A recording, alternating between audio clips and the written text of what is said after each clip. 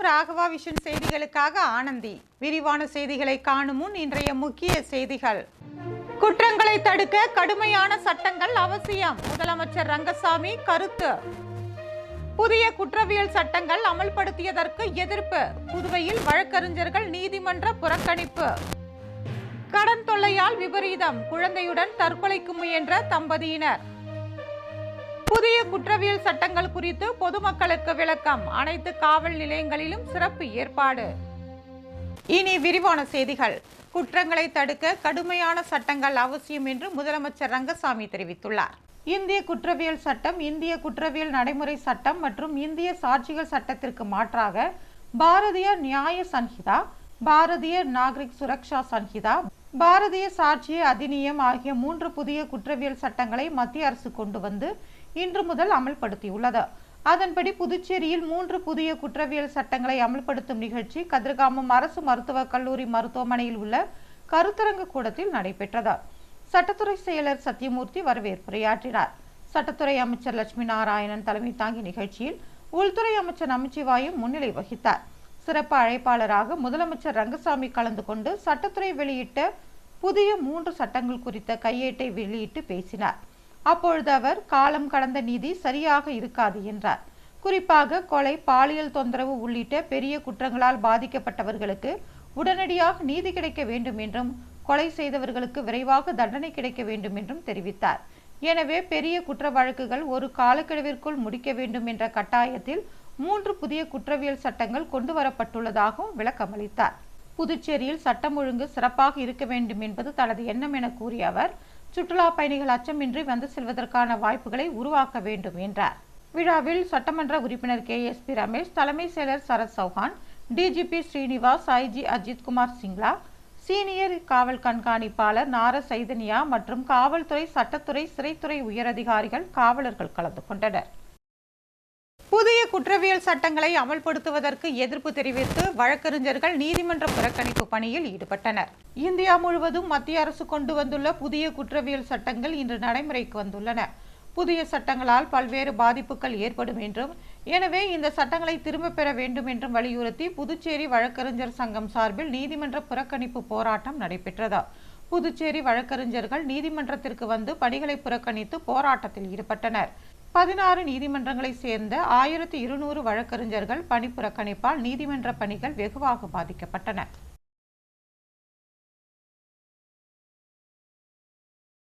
கடன் தொல்லையால் 1 வயது குழந்தையுடன் தம்பதியினர் தற்கொலைக்கு முயன்ற சம்பவம் பரபரப்பை ஏற்படுத்தியுள்ளது. புதுச்சேரியை அடுத்த தமிழக பகுதியான தென்னல் கிராமத்தை சேர்ந்தவர் விஜயகாந்த். அவரது மனைவி வாணி மற்றும் 1 வயது குழந்தையுடன் வில்லியனூர் பகுதியில் வாடகைக்கு வசித்து வருகிறார். ஆன்லைனில் முதலீட்டில் பணத்தை இழந்த விஜயகாந்த் தனது நண்பர்கள் பலரிடம் கடன் பெற்று அதனையும் ஆன்லைன் மூலம் இழந்துள்ளார். இதனால் கடன் தொல்லைக்கு ஆளான விஜயகாந்த் அவரது மனைவி வாணி மற்றும் குழந்தைகளுடன் ஊசுட்டேரி பூங்காவிற்கு நேற்று மாலை சென்றுள்ளார். அங்கு எலி மருந்து சாப்பிட்டு குடும்பத்துடன் தற்கொலைக்கு முயன்றுள்ளார். பின்னர் தனது 2 சக்கர வாகனத்தில் புதுச்சேரி நோக்கி வந்துள்ளார். அப்போது மேட்டுப்பாளையம் பூங்கா அருகே வந்தபோது 3 பேரும் மயங்கி கீழே விழுந்துள்ளனர். இதனை கண்ட அருகில் இருந்தவர்கள் விஜயகாந்த் மற்றும் அவரது குடும்பத்தினரை மீட்டு அருகில் உள்ள கதிர்காமம் அரசு பொது மருத்துவமனையில் அனுமதித்தனர். அங்கு அவர்களுக்கு தீவிர சிகிச்சை அளிக்கப்பட்டு வருகிறதா. இதற்கிடையே மயங்கி விழுந்து சிகிச்சை பெற்று வரும் விஜயகாந்த் சட்டைப்பையில் தனது சாவிற்கு குப்பத்தை சேர்ந்த பெண் ஒருவர்தான் காரணம் எனவும், கடனுக்காக தான் நண்பரிடம் இருந்து வாங்கி கொடுத்த பத்திர ஆவணத்தை பெற்றுக்கொண்டு பணம் எதுவும் தராமல் ஏமாற்றியதுடன் பத்திரத்தை திரும்ப தராமல் 5 லட்சம் கேட்டு தொல்லை தருவதாகவும் கடிதம் எழுதப்பட்டிருந்தது. 3 பேர் தற்கொலைக்கு முயன்ற சம்பவம் வில்லியனூர் பகுதியில் பரபரப்பை ஏற்படுத்தியுள்ளது. புதுச்சேரியில் உள்ள அனைத்து காவல் நிலையங்களிலும் புதிய குற்றவியல் சட்டங்கள் குறித்த விளக்க நிகழ்ச்சி நடைபெற்றது. இந்தியாவில் குற்றவியல் சட்டங்கள் திருத்தி அமைக்கப்பட்டு 3 புதிய சட்டங்கள் கொண்டு வரப்பட்டுள்ளன.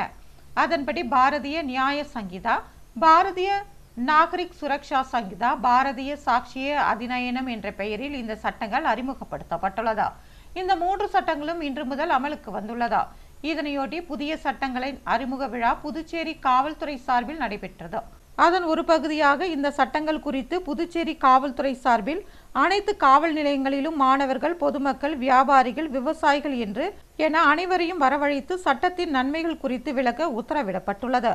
அதன்படி புதுச்சேரியில் உள்ள அனைத்து காவல் நிலையங்களிலும் இன்று சிறப்பு கூட்டங்கள் நடைபெற்றதா. இதனையொட்டி காவல் நிலையங்கள் பலூன்கள் மற்றும் வாழை மரங்களால் அலங்கரிக்கப்பட்டிருந்தது. மறுஆய்வு பங்குதாரர்கள் ஈடுபாடுனா ஆளுநர்கள், முதல்வர்கள், நீதிபதிகள், எம்பி வழக்கோட தன்மையை நீங்க தெரிஞ்சுக்கலாம். வழக்கு தாக்கல் பண்ணிட்டா அந்த வழக்கு காப்பு இருக்குது. இந்த சட்டத்தில் மேலனா இப்போ இந்த சட்டம் வந்து நேற்று நடந்த குற்றத்துக்கு இன்னைக்கு வந்து புகார் கொடுத்தா அந்த சட்டத்தில் நடவடிக்கை எடுக்க முடியாது. இன்னைக்கு பணியை பிஎன்எஸ் இணைத்துள்ளது. இந்த மாபா கும்பலா போய் கைவிடப்பட்டதாகவோ இழந்ததாகவோ பெற்றோர்களால் தானாக முன்வந்து கொடுக்கப்பட்டதாகவோ அல்லது மனநலம் பாதிக்கப்பட்ட பெற்றோரின் சந்தேகராக இருந்தால் மறு சமூக ஒருங்கிணைப்புக்காக கையாளுவதற்கான விதிகள் உட்பட 20 புதிய பிரிவு.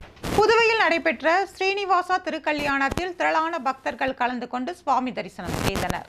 திருமலை திருப்பதி தேவஸ்தான கல்யாண உற்சவ திட்டம் மற்றும் புதுச்சேரி ஸ்ரீவாரி திருக்கல்யாண சேவா டிரஸ்ட் ஆகியவை இணைந்து லாஸ்பேட்டை ஹெலிபேட் மைதானத்தில் ஸ்ரீவாரி ஸ்ரீனிவாச திருக்கல்யாண உற்சவத்தை நடத்தின. இந்த கல்யாண உற்சவம் 6வது முறையாக புதுச்சேரியில் நேற்று நடத்தப்பட்டது. இதனை முன்னிட்டு நேற்று முன்தினம் இரவே உற்சவர் திருமலையில் இருந்து புதுச்சேரி வந்தடைந்தார். லாஸ்பேட்டை விவேகானந்தா மேல்நிலைப்பள்ளி வளாகத்தில் காலையிலிருந்து சுப்ரபாத சேவை மற்றும் அனைத்து சிறப்பு பூஜைகளும் நடைபெற்றன. பக்தர்கள் மாலை 3 மணி வரை தரிசனம் செய்தனர். பிறகு உற்சவர் லாஸ்பேட்டை ஹெலிபேட் மைதானம் கொண்டு செல்லப்பட்டார். இதனைத் தொடர்ந்து மாலை 6 மணிக்கு மேல் மங்கள இசையுடன் திருக்கல்யாண உற்சவம் தொடங்கி நடைபெற்றது. திருக்கல்யாண உற்சவத்தை திருமலை திருப்பதியிலிருந்து வந்திருந்த அர்ச்சகர்கள் மந்திரங்களை ஓதி நடத்தி வைத்தனர். விழாவில் முதலமைச்சர் ரங்கசாமி, அமைச்சர்கள், சட்டமன்ற உறுப்பினர்கள், முக்கிய பிரமுகர்கள், பொதுமக்கள் என 1000த்திற்கும் மேற்பட்டோர் கலந்து கொண்டனர்.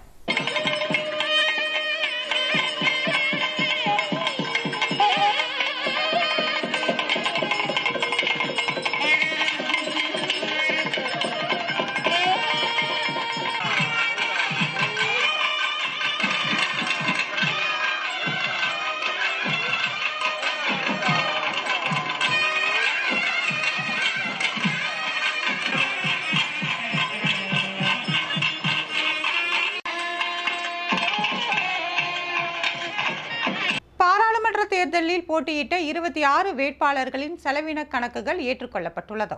புதுவை பாராளுமன்ற தேர்தலில் 26 வேட்பாளர்கள் போட்டியிட்டனர். கடந்த ஜூன் 4ஆம் தேதி முடிவுகள் அறிவிக்கப்பட்டது. தேர்தல் முடிவு அறிவிக்கப்பட்ட 30 நாட்களில் தேர்தல் செலவினங்களை சமர்ப்பிக்க வேண்டும். தேர்தல் செலவின பார்வையாளர்கள் முகமது மன்சூர் ஹசன், லட்சுமிகாந்தா ஆகியோர் புதுச்சேரிக்கு வந்தனர். அவர்கள் தலைமையில் வேட்பாளர்கள் தங்களது இறுதி தேர்தல் செலவின கணக்குகளை தாக்கல் செய்யும் கூட்டம் மாவட்ட ஆட்சியர் குலோத்துங்கன் முன்னிலையில் நடைபெற்றது. 26 வேட்பாளர்கள் முகவர்கள் இதில் பங்கேற்றனர். அனைத்து வேட்பாளர்களும் அன்றாட கணக்கு பதிவேடு அட்டவணை, வங்கி கணக்கு புத்தக நகல், செலவின அசல் ரசீதுகளை சமர்ப்பித்தனர். 26 வேட்பாளர்களின் தேர்தல் செலவின கணக்குகள் ஆய்வு செய்யப்பட்டு ஏற்கப்பட்டது. இந்த அறிக்கை தேர்தல் ஆணைய இணையதள பக்கத்தில் பதிவேற்றம் செய்யப்படும் என்று அதிகாரிகள் தெரிவித்தனர். புதுவை கம்பன் கலையரங்கில் நடைபெற்ற நாட்டிய நிகழ்ச்சியை ஏராளமானோர் கண்டு ரசித்தனர். சிவன் சலங்கை நாட்டியாலயா மற்றும் பிரியங்கா ஆர்ட்ஸ் அகாடமி சார்பாக அப்பள்ளியில் பயிலும் மாணவர்களின் சலங்கை பூஜை விழா கம்பன் கலையரங்கில் நடைபெற்றது. சிறப்பு விருந்தினராக சட்டமன்ற உறுப்பினர்கள் மற்றும் அருண் சர்மா தொண்டு நிறுவனத்தின் தலைவர் ஐஜி பிரபாதேவி ஆகியோர் கலந்து கொண்டனர். இதில் மாணவர்களின் நாட்டியங்கள் நடைபெற்றன. நிகழ்ச்சிக்கான ஏற்பாடுகளை பள்ளி நிறுவனர் ஸ்ரீதேவி, இயக்குனர் சங்கர், மேலாளர் அன்பழகன், கிருஷ்ணகுமாரி மற்றும் ஆசிரியர்கள் செய்திருந்தனர். நிகழ்ச்சியில் பெற்றோர்கள், மாணவர்கள் உட்பட ஏராளமானோர் கலந்து கொண்டனர்.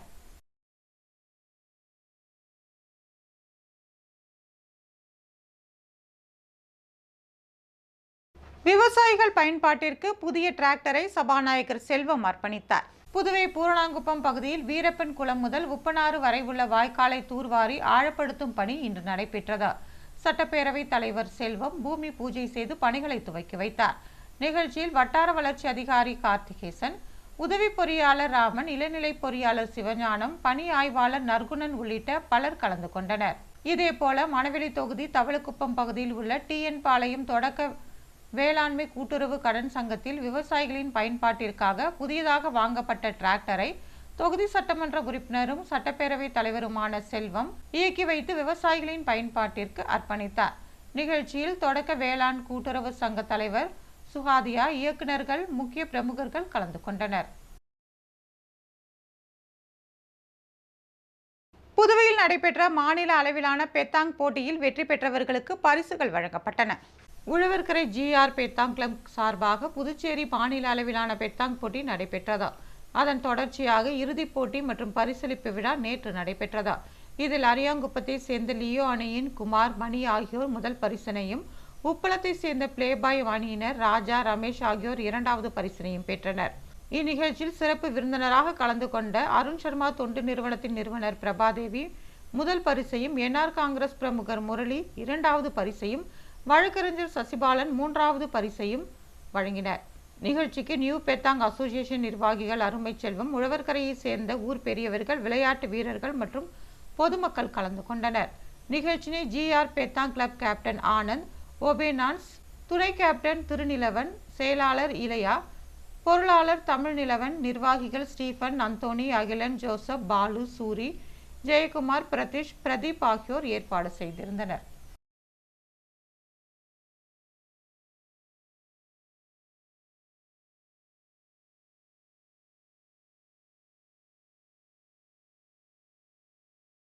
சோரப்பட்டில் மகாத்மா காந்தி தேசிய ஊரக திட்ட பணிகளை சட்டமன்ற உறுப்பினர் அங்காளன் தொடங்கி வைத்தார்.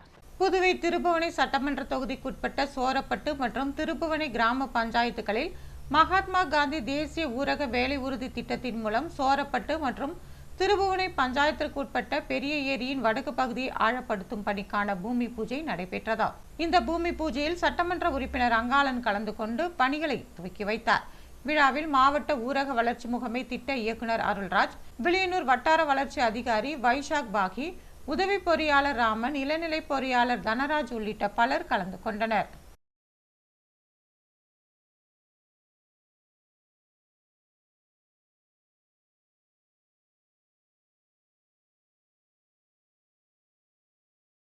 விக்கிரவாண்டி இடைத்தேர்தலில் திமுக வேட்பாளருக்கு ஆதரவாக வாக்குகள் சேகரிக்கப்பட்டது.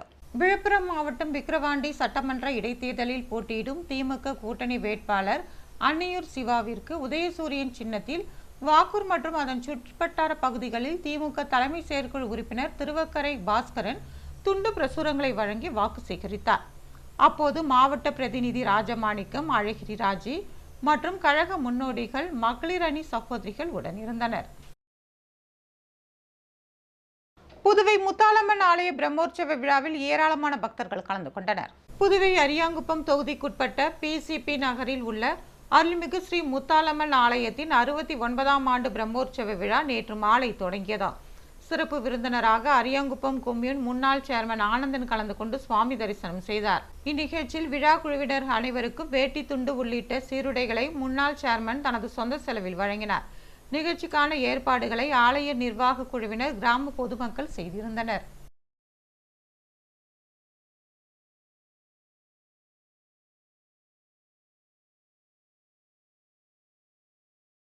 புதுவை முருங்கம்பாக்கத்தில் நாளை மின்தடை ஏற்படும் என்று மின்துறை அறிவித்துள்ளது. புதுச்சேரி மரப்பாலம் துணை மின் நிலையத்தில் இருந்து செல்லும் அரியாங்குப்பம், முருங்கம்பாக்கம் மின்பாதைகளில் பராமரிப்பு பணிகள் மேற்கொள்ளப்பட உள்ளது. இதனால் நாளை செவ்வாய்க்கிழமை காலை 10 மணி முதல் மாலை 3 மணி வரை மின்தடை ஏற்படும் என்று மின்துறை அறிவித்துள்ளது. முருங்கம்பாக்கம், அன்னை தெரேசா நகர், அரவிந்தர் நகர் பகுதி, ரங்கசாமி நகர், நயினார் மண்டபம், சுதானா நகர், மூகாம்பிகை நகர், கிழக்கு வாசல் நகர், கணபதி நகர், சேத்திலால் நகர், பள்ளத்தெரு, மகாலட்சுமி நகர், முத்துலட்சுமி நகர், அரியாங்குப்பம், நோனாங்குப்பம், மணவெளி, ஓடைவேலி, காக்கையந்தோப்பு, வீராம்பட்டினம், சின்ன வீராம்பட்டினம், RK நகர், ஸ்வர்ணா நகர், திருமால் நகர், பூங்கொடிபுரம், சுடலை வீதி, கட்டபொம்மன் நகர், பெரியார் நகர், இந்திரா நகர், சோழபுரம் ஆகிய பகுதிகளில் மின்தடை ஏற்படும் என்றும் மின்துறை தெரிவித்துள்ளது. புதுவையில் இன்றைய தங்கம் மற்றும் வெள்ளி விலை விவரம். தங்கம் 1 கிராம் 6625 ரூபாய். ஒரு சவரன் தங்கம் 53,000 ரூபாய். வெள்ளி 10 கிராம் 917 ரூபாய். மீண்டும் இன்றைய முக்கிய செய்திகள். குற்றங்களை தடுக்க கடுமையான சட்டங்கள் அவசியம், முதலமைச்சர் ரங்கசாமி கருத்து. புதிய குற்றவியல் சட்டங்கள் அமல்படுத்தியதற்கு எதிர்ப்பு, புதுவையில் வழக்கறிஞர்கள் நீதிமன்ற புறக்கணிப்பு. கடன் தொல்லையால் விபரீதம், குழந்தையுடன் தற்கொலைக்கு முயன்ற தம்பதியினர். புதிய குற்றவியல் சட்டங்கள் குறித்து பொதுமக்களுக்கு விளக்கம், அனைத்து காவல் நிலையங்களிலும் சிறப்பு ஏற்பாடு. இத்துடன் செய்திகள் நிறைவு பெறுகிறது. வணக்கம்.